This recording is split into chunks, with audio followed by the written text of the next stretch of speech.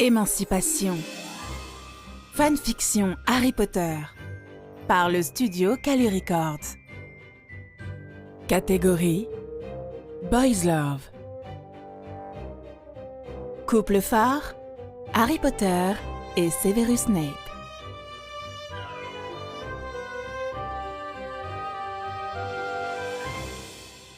Chapitre 12. Le lendemain, ils ont reçu leur lettre de Poudlard pendant le petit déjeuner. Du moins, McGonagall les leur a apportées, expliquant qu'elle les avait gardées pour les leur délivrer en personne plutôt que de les envoyer par hibou. Les enveloppes se sont révélées bien plus épaisses que celles qui contenaient les résultats de leur buse. « Vous pouvez directement me dire quel cours vous souhaitez prendre pour vos aspics ?» fait-elle en sortant une liste de sa poche. Hermione les a immédiatement tous pris, tandis que Ron a opté pour les 5 minimums, à savoir transfiguration, charme, défense, herbologie et soins aux créatures. « Monsieur Potter ?» McGonagall se tourne vers lui dans l'expectative. Harry, en revanche, est occupé à examiner un badge brillant qui est tombé de son enveloppe. « Vous m'avez nommé capitaine de l'équipe de Quidditch ?» Il relève la tête et la regarde éberlué. « Oui, monsieur Potter. » Elle pince ses lèvres. « Au cas où vous n'auriez pas été informé, le bannissement à vie émis par Madame Ombrage a été levé. »« Je suis désolé, professeur, mais je me dois de refuser. » Il pose le badge sur la table et le pousse dans sa direction. « Je n'ai pas l'intention de jouer cette année, ou la prochaine d'ailleurs. » Hermione lui sourit fièrement, tandis que McGonagall, Ginny et Madame Weasley le regardent abasourdi. Quant à Ron, il est à 2 doigts de recracher le jus de citrouille qu'il était en train de boire. « Harry, mon pote !» bafouille-t-il, en n'en croyant pas ses oreilles. « T'es devenu dingue! Tu ne peux pas nous laisser tomber !»« Vous vous êtes très bien débrouillé sans moi l'an passé, Ron », souligne Harry sur un ton neutre. « Je n'aurai désormais plus le temps de jouer, c'est tout. » Il se tourne vers McGonagall. « Pourquoi vous ne le donnez pas à Ron ? Il est bien meilleur en tactique que moi. » Se recomposant, elle s'éclaircit la gorge, puis elle regarde Ron d'un air sérieux. « Monsieur Weasley occupe déjà la position de préfet, et ses notes indiquent clairement qu'il ne sera pas à même de tout faire si on y ajoute une autre responsabilité. » « Est-ce que ça veut dire que je peux être capitaine si je renonce à mes fonctions de préfet ?» Ron a sauté sur l'occasion, un désir indéniable dans les yeux. « Ronald Weasley !» s'exclame Madame Weasley à ses côtés. « Quoi ?» répond-il avec une note de défi. « De toute façon, je ne serai pas nommé leader des garçons, donc c'est quoi l'utilité de rester préfet ?» McGonagall le fixe en réfléchissant. « Si Monsieur Potter prend cette fonction à votre place, je ne vois pas pourquoi vous ne pourriez pas être capitaine. » Harry n'en revient pas. D'un autre côté, ça pourrait être absolument parfait compte tenu des libertés qu'il va gagner, sans compter qu'il pourrait tout à fait avancer l'exécution de son plan. « J'accepte, » dit-il en éclatant de rire face à Ron, qui saute sur sa chaise comme si c'était déjà Noël. « Très bien !» McGonagall ajoute une mention sur son parchemin. Ron met le badge de préfet dans les mains d'Harry et accepte en retour celui de capitaine qu'il caresse avec révérence, un sourire rêveur sur le visage, sans se préoccuper que les autres l'observent en secouant la tête, amusés par son attitude. « Maintenant, passons à votre choix, Monsieur Potter. » Harry jette de nouveau un œil à ses notes. « Je vais prendre défense, transfiguration, charme, herbologie et soins aux créatures magiques, et rune ancienne, niveau 3e année. » Ron s'étrangle avec son toast, toussant violemment. McGonagall lève un sourcil, mais inscrit néanmoins sans faire de commentaire. « Pas de potion ? » ?»« Je n'ai obtenu qu'un E, professeur. »« Le professeur Snape enseigne la défense cette année, Monsieur Potter. » l'informe-t-elle avec un léger froncement de sourcils. C'est le professeur Slughorn qui enseigne les potions et il accepte dans sa classe les étudiants avec un E. Tous la regardent, sans vraiment en croire ses oreilles. Tiens, voilà une information qui peut en effet être intéressante. L'esprit d'Harry est en train d'analyser toutes les conséquences possibles. Pas étonnant que Snape soit furieux contre Dumbledore, qui ne le serait pas. Il retourne son regard sur sa responsable de maison et dans son esprit sourit joyeusement de voir défiler devant lui de nouvelles possibilités. Eh bien, je prendrai aussi potion.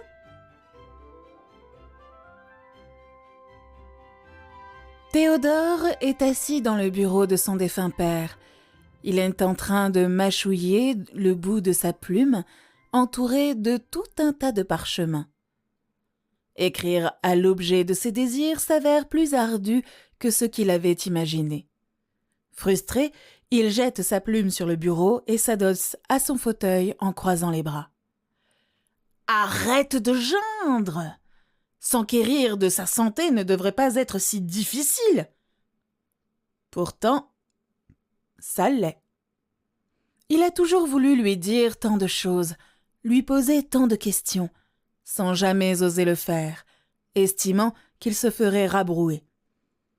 Sauf que maintenant, il ne sait tout simplement pas par où commencer. Au moins, tout le reste s'est déroulé parfaitement selon le plan. Les aurores semblent avoir achevé leur enquête, lui permettant de prendre le plein contrôle des lieux, du moins autant que le permet son âge. Avec hâte, il a effacé chaque signature magique créée par son père. Désormais, aucune personne n'ayant pas du sang de note ne pourra pénétrer sur la propriété sans sa permission. Il soupire et reprend sa plume. Si seulement tout dans la vie était aussi facile. Harry gît sur le sol de l'ancienne chambre de Sirius, respirant lourdement en fixant le plafond, comme vaincu. Son corps est tellement inutile et faible, au point que les quelques mouvements de pompe qu'il a tentés aujourd'hui ont drainé toute son énergie. Le Quidditch ne lui a tout simplement pas apporté de musculature, surtout de par sa position d'attrapeur. La seule partie de son corps qui soit raisonnablement en forme, ce sont ses jambes, et ce grâce aux nombreux escaliers de Poudlard, sans omettre toutes les fois où il a dû courir pour sauver sa vie. Dommage qu'il n'existe pas une potion ou un sortilège pour régler ça rapidement.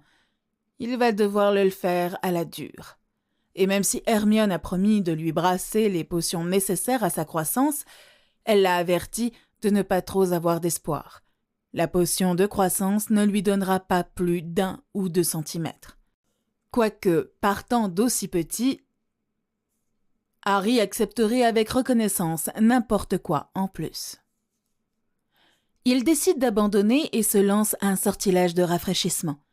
Il sort de la chambre et part à la découverte du reste de la maison, en soufflant lorsque les souvenirs de la matinée reviennent à lui.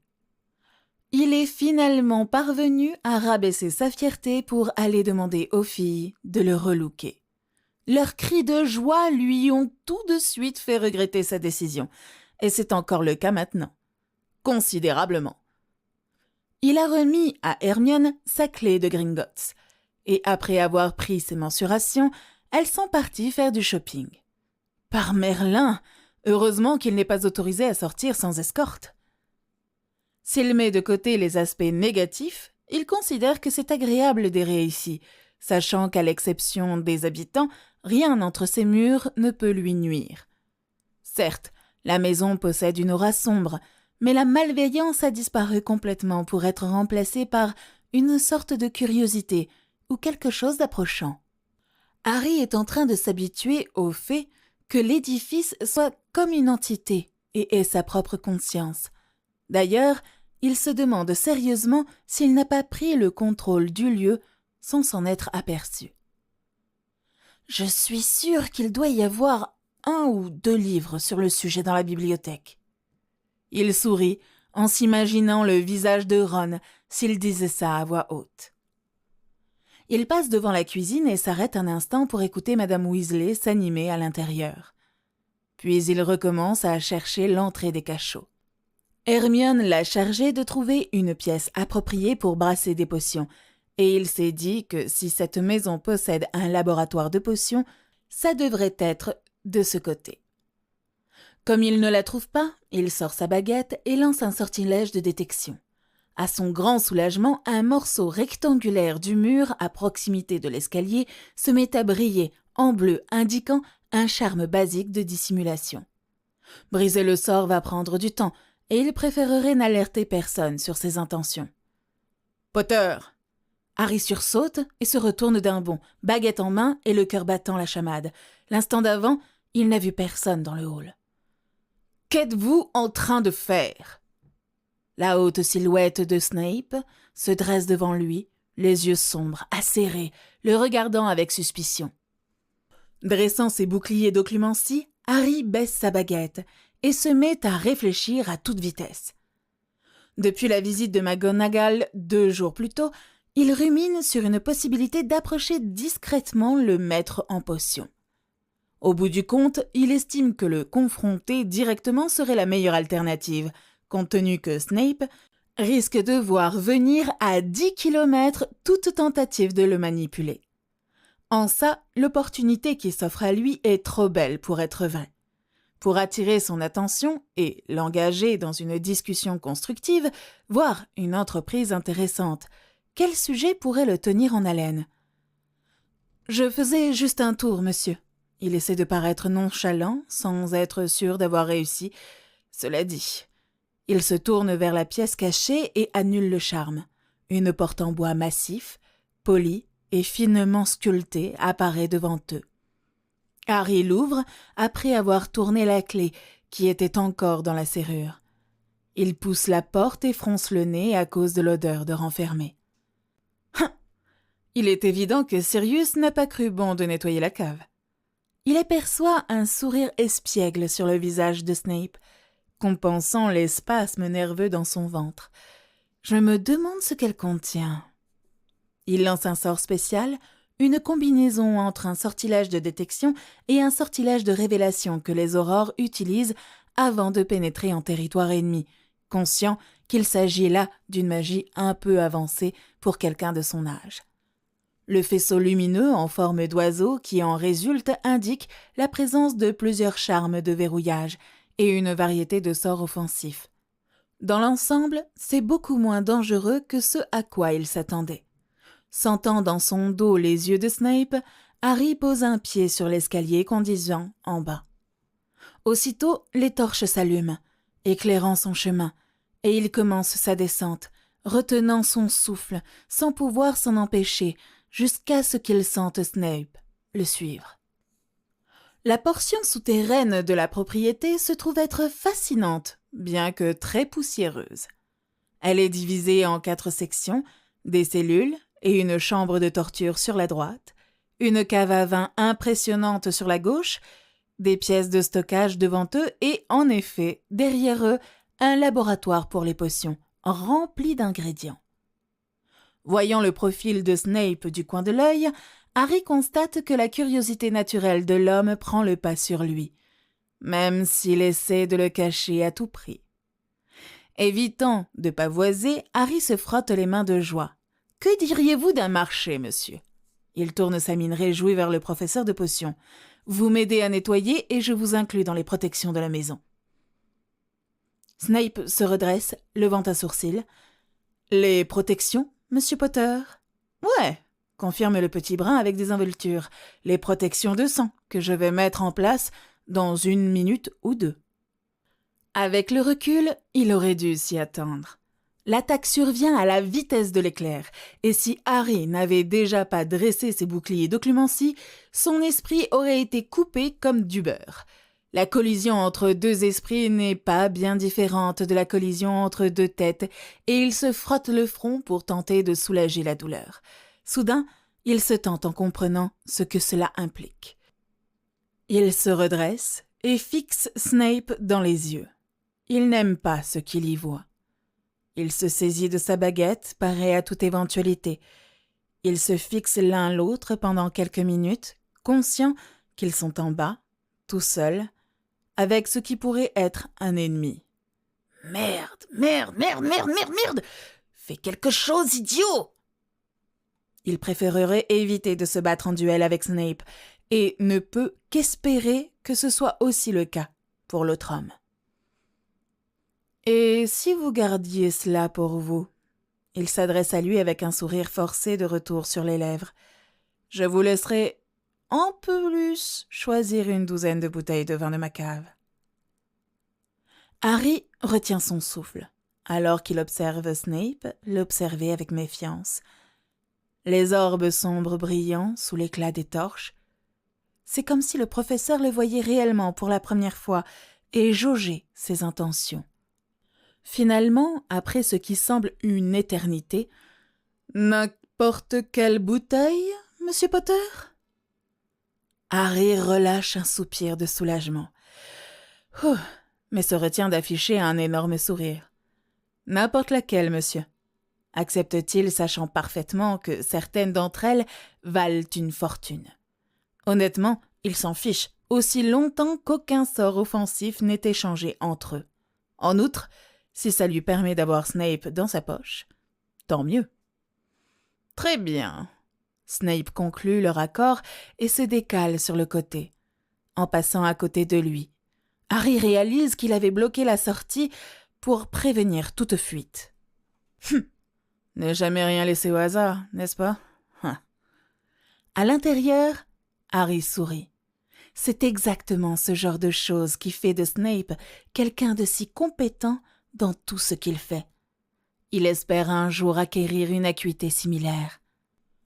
Il n'aime pas non plus tourner le dos à l'homme, mais la confiance qu'il veut obtenir est quelque chose qui se gagne, et c'est à lui de faire le premier pas.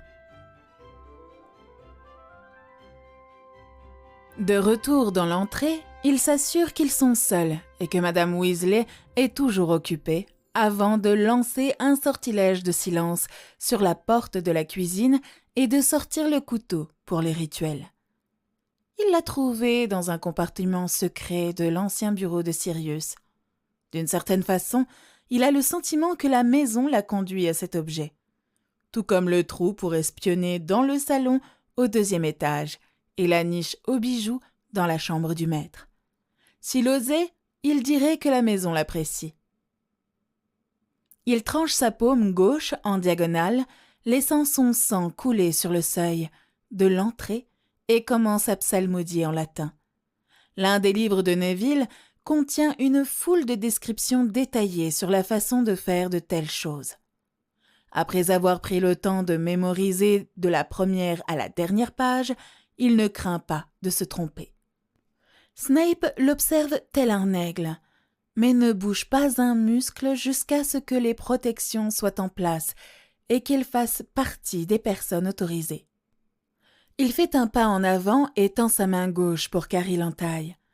Harry la saisit en détectant la texture et les aspérités, les mémorisant sans en être vraiment conscient, mais en étant certain que c'est la première fois qu'il touche son professeur de potions peau contre peau. Toutefois, ce qui avec les autres se révèle monnaie courante, avec Snape, semble-t-il, on atteint un degré d'intimité qu'il n'avait jamais expérimenté. Horrifié, il sent son cœur battre plus vite et son ventre faire une embardée qui ressemble à s'y méprendre à son expérience avec Cho. « Bon Dieu, ça ne peut pas arriver !» La panique le submergeant, il s'efforce de taire ses sentiments, en priant tous les dieux possibles que Snape n'ait pas vu les prémices d'une rougeur sur ses joues. Il reprend le contrôle et coupe la paume de Snape, après quoi il procède au rituel, comme si rien dans sa vie n'avait changé. Lorsque tout est terminé, il retire le charme de silence sur la porte de la cuisine et scelle l'entrée des cachots nouvellement découverts juste avant que le premier membre de l'ordre n'arrive pour le déjeuner. L'homme s'arrête brusquement, remarquant la proximité entre Harry et Snape. Confus, il passe de l'un à l'autre jusqu'au moment où le regard acéré et coutumier du professeur le fait se hâter et partir. D'autres gens arrivent. Alors, d'un simple échange visuel, Harry et Snape se mettent d'accord pour se retrouver plus tard dans les cachots, une fois tout le monde parti. Snape tourne les talons et disparaît vers la cuisine dans un froissement de robe. Un peu chancelant physiquement et incertain mentalement, Harry fait son chemin jusqu'à la salle de bain du premier étage, aussi vite que possible, mais sans pour autant courir. Il ferme la porte derrière lui, la verrouille, puis s'appuie dessus et baisse ses protections en respirant lourdement. « Par les couilles de Merlin! C'est quoi le problème avec moi? Ça ne peut pas être ça! Je ne peux pas être attiré par lui! C'est pas possible! Je ne suis même pas gay! » Bon, c'est un truc dont il ne peut pas être certain, n'est-ce pas? Se battre sans cesse contre le mal, ajouté à son foutu statut de célébrité, il n'a simplement pas eu le temps de correctement explorer ses préférences, contrairement à la plupart de ses camarades. Et même si j'étais gay, c'est de Snape dont il s'agit par Merlin. C'est tellement malsain à tout point de vue. Et qui a décrété ça? L'esprit d'Harry fait un arrêt brusque. Prenant du recul, avec le Golden Boy de Gryffondor, conditionné et réévalue la situation sous un angle différent. Toute sa vie, il n'a rien fait d'autre que de combler les attentes des autres. Les Dursley lui ont toujours radoté qu'il n'était qu'un monstre bon à rien. Les voisins moldus et les professeurs à l'école primaire n'ont vu en lui qu'un fouteur de troubles, pour ne pas dire un vrai criminel. Aux yeux du public sorcier, il est le garçon qui a survécu, et récemment l'élu et le sauveur. Ses camarades révèrent leur héros en or, et pour Dumbledore, il représente la mascotte parfaite pour le camp de la lumière. Il se dirige vers le lavabo et regarde son reflet dans le miroir. Il ne voit rien de tout ça. Il est Harry, le frère et l'ami, de même que Harry James Potter, l'héritier des familles Potter et Black. Oui, il est l'élu, et a l'ambition de devenir le sauveur, bien qu'un sauveur un peu différent de ce que tous attendent. Il est lui-même. Il n'y a rien de mal avec ce que je suis, rien de mal avec ce que je ressens. Et si les autres n'aiment pas, qu'ils aillent tous se faire voir ailleurs. Il se rafraîchit, puis redescend dans la cuisine pour se joindre aux membres de l'ordre pour le déjeuner. Des tas de plans se formant dans sa tête. Vous venez d'écouter Émancipation, une fanfiction Harry Potter, par les studios Calu Records. N'hésitez pas à consulter la suite. À très bientôt dans le prochain chapitre.